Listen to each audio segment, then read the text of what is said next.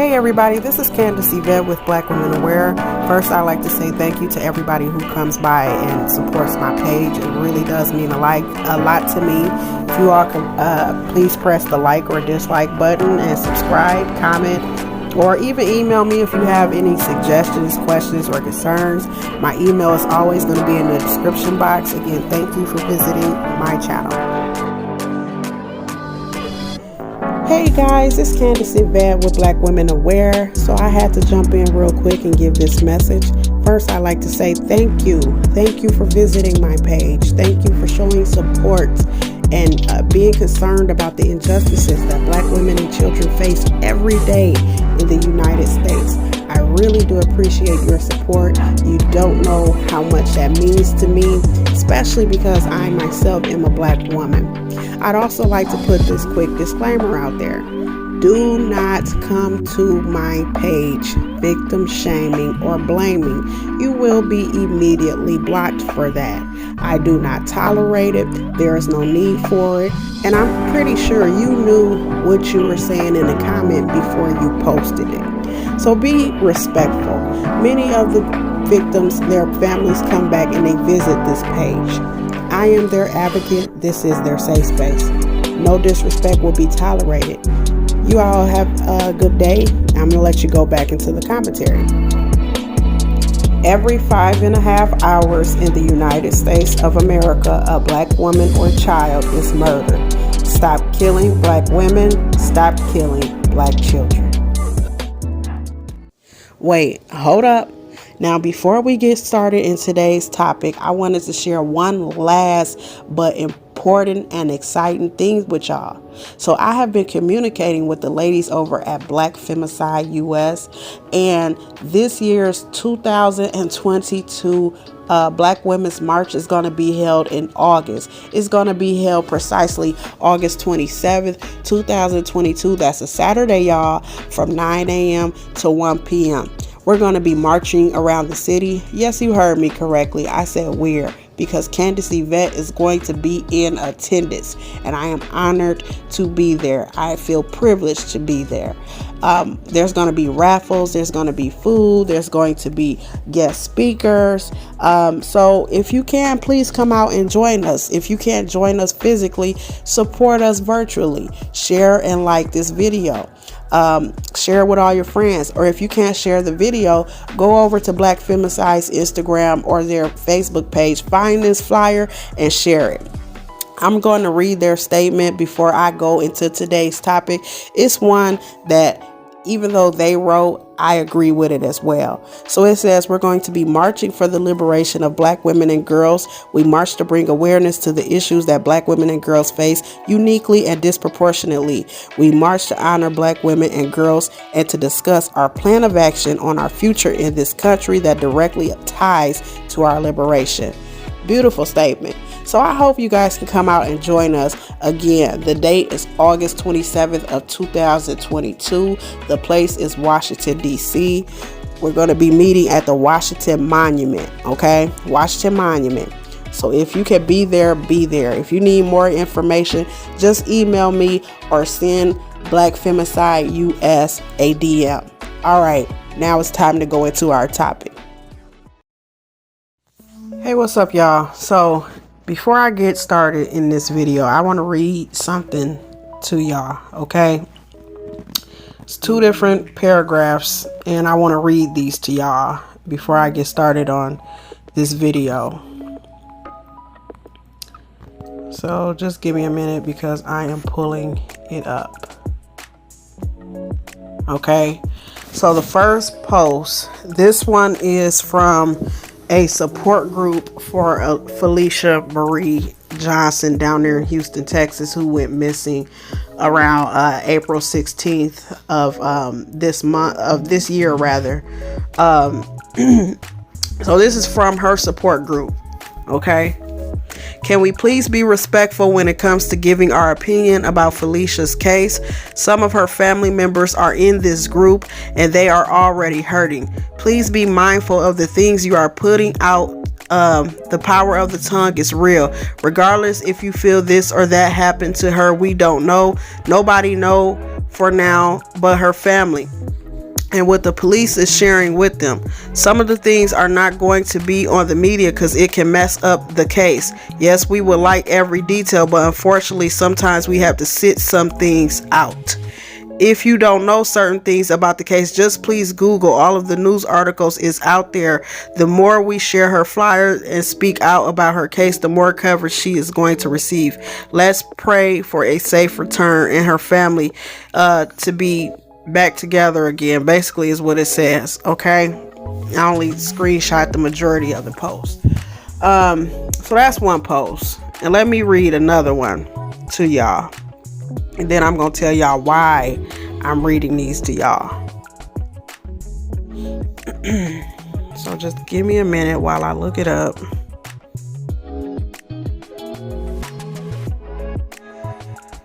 Okay, so this second post is from a support group it's from a community activist who I'm going to allow to remain nameless. And he says, and this is concerning Alexis Morales. So he says, this is Alexis, and he shows her picture. She was a mother, very much loved relative and friend. She did her best with the cards she was dealt to provide for her baby boy, yet she was treated like her life didn't matter at all, as her life was stolen from her. She was located in South Bend, and someone knows something. I don't care how your friends or anyone else will look at you if you come forward. This family, and above all else her son, deserves justice and closure. She is not an object or opportunity to boost your platform. Her family's hardship is not something to take advantage of or profit from. We are raising money to give incentive and offer payments for answers. So I'm going to skip down a little bit here because he's talking about funeral arrangements for the most part. And so at the end of it, it says basically the family does not wish to speak with anybody, and they wish for everybody to respect their privacy. Now, I can respect and adhere to both of these statements. And the reason why I read both of these statements from both of these different groups, because as it stands right now, I'm working on 4 different cases. The family of Ella Goody also says something similar about her case. They really don't want to speak to anybody right now about the case. Okay. And the reason why I'm bringing up these cases, the 4 that I'm working on is Ella Goody, Felicia Marie Johnson, Alexis Morales, Keisha Jacobs. Now, Keisha Jacobs her mother did agree to do a phone interview with me. Keisha Jacobs, I have not shared her story yet. I have only been researching it. And when you research these stories, you have to take a fine-tooth comb and like separate the facts from fiction and speculation, right? But Keisha's mother agreed to speak with me. Her daughter's been missing since the year 2016, right? And some people have already speculated, and there's theories out that she could possibly be deceased, and other people had involvement in that. But I read these 2 statements because I need for my viewers on BWA to understand this. 1, before I'm anything, before I'm even a vlogger, I am an advocate for Black women and children, okay? I am an advocate, okay? That means I defend these women. That means I'm for these women, okay? BWA is not a gossip channel. I'm not here to profit off these stories. You know what I'm saying? Now, eventually, as my channel grows, I might monetize. That's always, a possibility. But I am not going to allow BWA to monetize off of lies, gossip. If it monetizes off of anything, it's going to monetize off of sharing these stories and getting the awareness out. That's why my channel is obviously called Blackwomenaware. This is not a gossip platform, okay? These are not celebrities, okay? These are real life, everyday people who had families and children and siblings and all of that. Regular everyday people who just happen to turn up missing or happen to turn up murdered, and their stories are not getting shared. Their families are not getting the attention to the case as they need. Okay. And it upset me because somebody had the nerve to come up in my comment section and say, oh, well, this ain't an update on Alexis Morales. You promised us an update. I promised you an update. Okay. I didn't promise you that I would come back and gossip about the family. I didn't promise you any of that. And if the family, as far as Alexis Morales, her family, I have reached out to them multiple times. At the time of that video, when I posted my reply to that comment, I had not heard from Alexis Morales' family or even an advocate, or, you know, sometimes in these cases, the families have designated people to speak with the media or to speak with vloggers or community activists. They have designated people. Sometimes that person can be a relative. Sometimes it could be a friend of the family who has connections, who has like access to resources like good lawyers and media and all that. Sometimes that person is that person, right? So Alexis's family, the designated person who I spoke to, said they don't wish to comment to anybody right now. They wish for everybody to respect their privacy, same as what this community activist said in his post. Okay.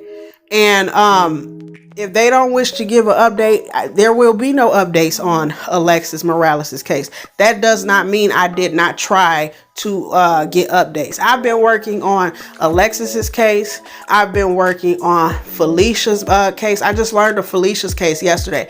I've been working on Ella Goody's case. I've been working on Keisha's case, just like Ella's, just like Felicia's, just like Alexis's. These are four of the biggest cases that have a hell of a lot of speculation and different things going on around them. You know what I'm saying? They have a lot of different people saying a lot of different things. Okay? And sometimes that can be a good thing because maybe some of those things are leads and they can lead to an arrest in these cases or lead to bringing these young ladies home. But a lot of times it's bad and it deters and it distracts. Okay? Now, the one thing that I cleared up with my second video about Alexis was the thing about the silver alert. And I've always wanted to do videos educating people on silver alerts and the different categories that people get put into when they go missing. And Alexis's case just so happened to be perfect for that. As y'all know, I'm from the city where her remains was found. You know, because Elkhart and South Bend are not the same city. They're just very close to each other. Okay? I'm from South Bend. Alexis's remains were found in the neighborhood where I used to ride my bike, you know, play hopscotch, go to the candy stores. Her remains were found right close to an area that's known as like Little Mexico in South Bend. Used to hang out all the time over there with all my little hood buddies, all my little Mexican buddies and stuff. You know what I'm saying? So that doesn't make it easier to give updates. That makes it harder because everybody in my little hometown city of South Bend is discussing Alexis's case.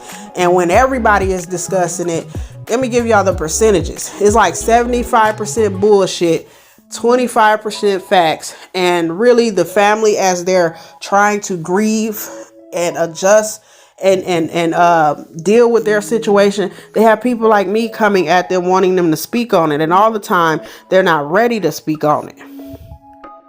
They're not ready. They're still grieving. Some families some families get vigilant when they're grieving and they say, hey, I'm going to speak out and I'm going to speak out as soon as possible, and I'm make sure that my loved one's story gets pushed as soon as possible. Some families want to stay private.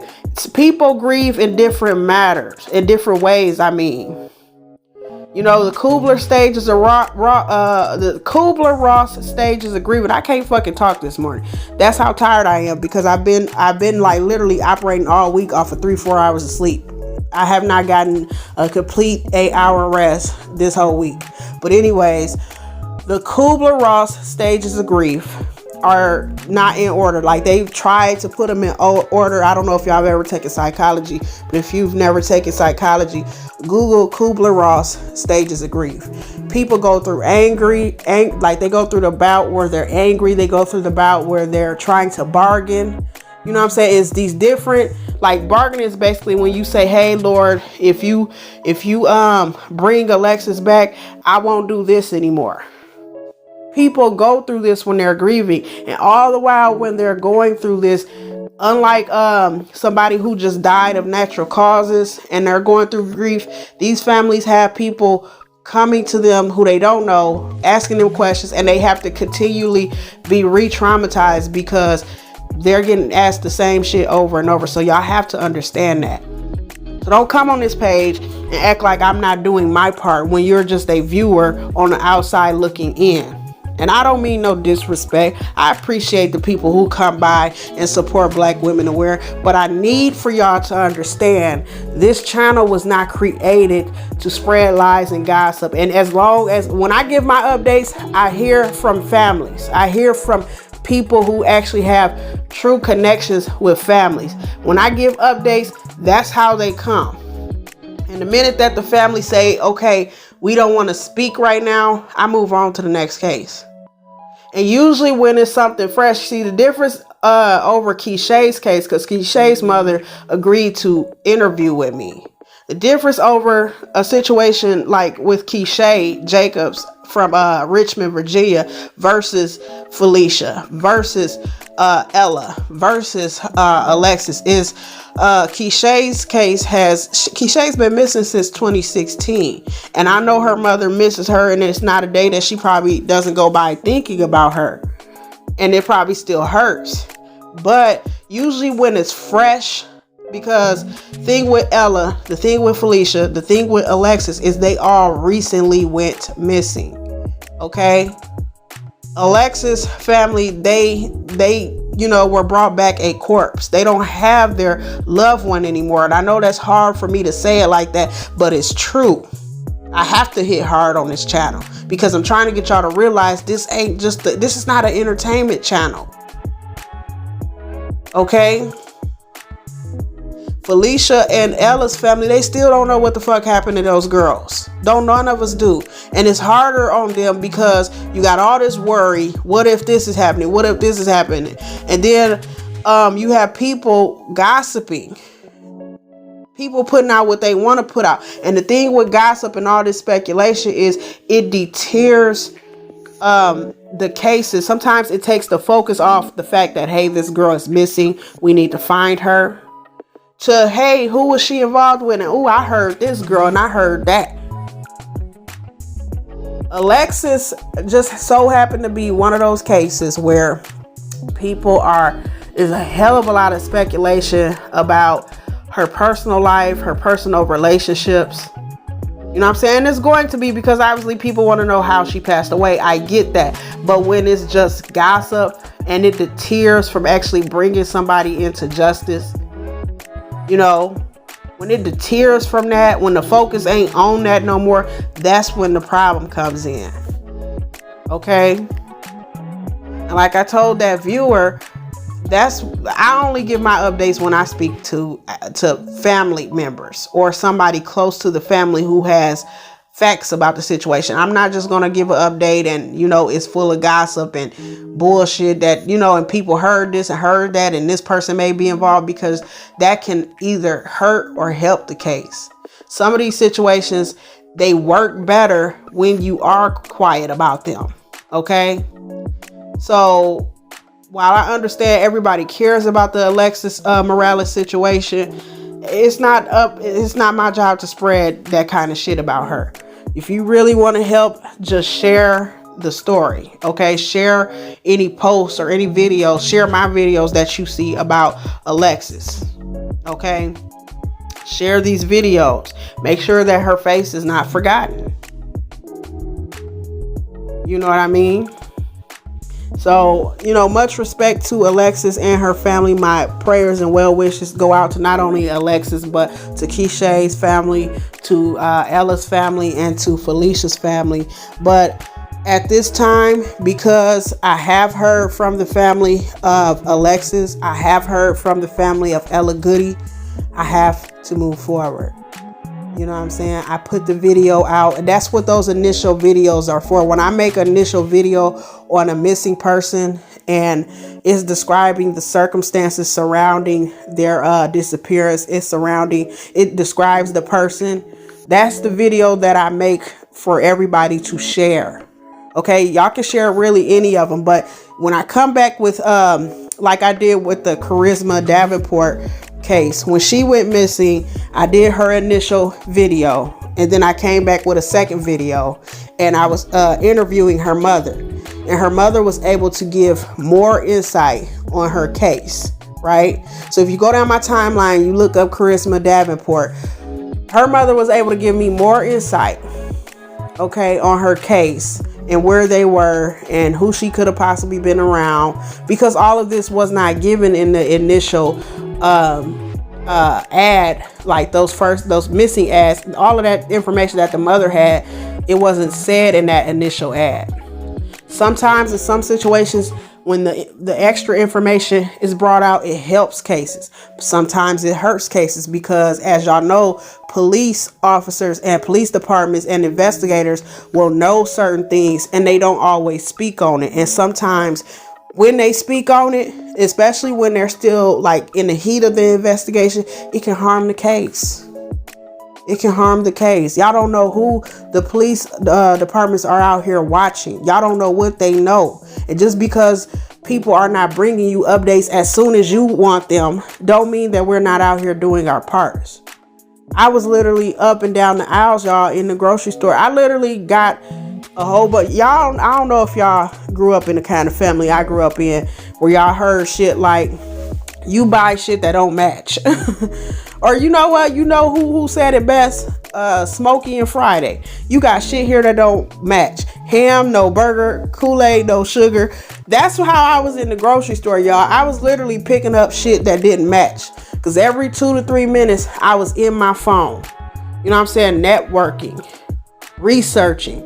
Responding back to people who have responded to me. And it's people coming from all over about these 4 cases.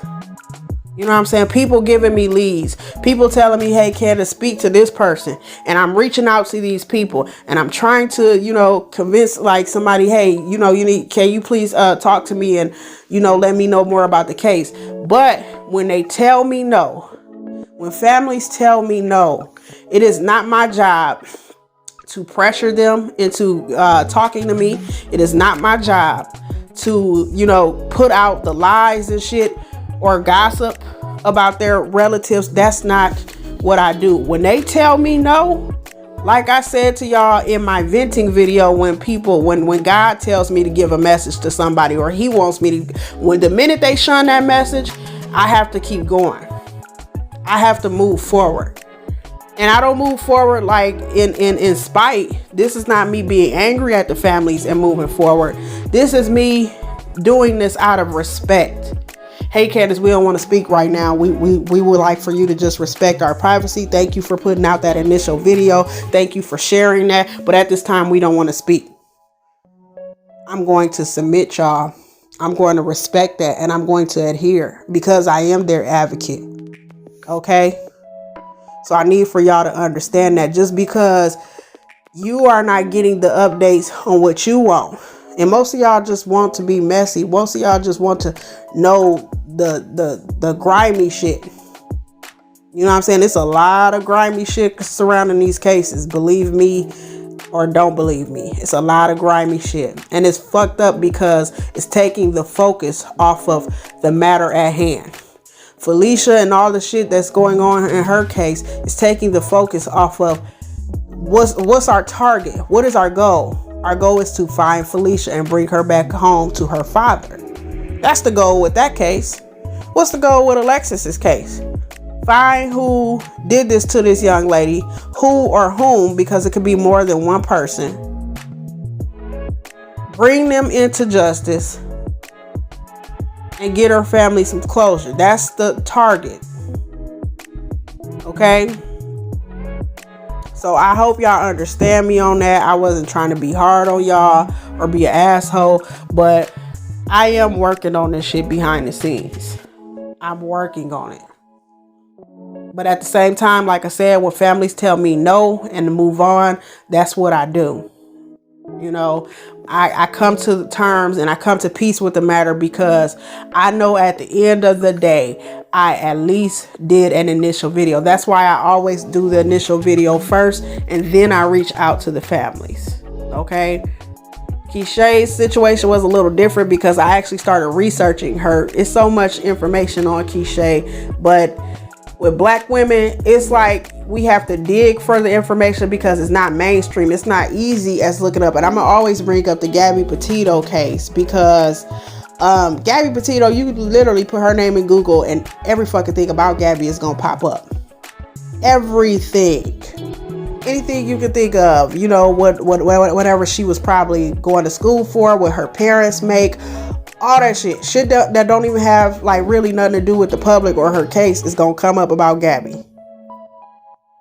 Same thing happened with Lacey Peterson.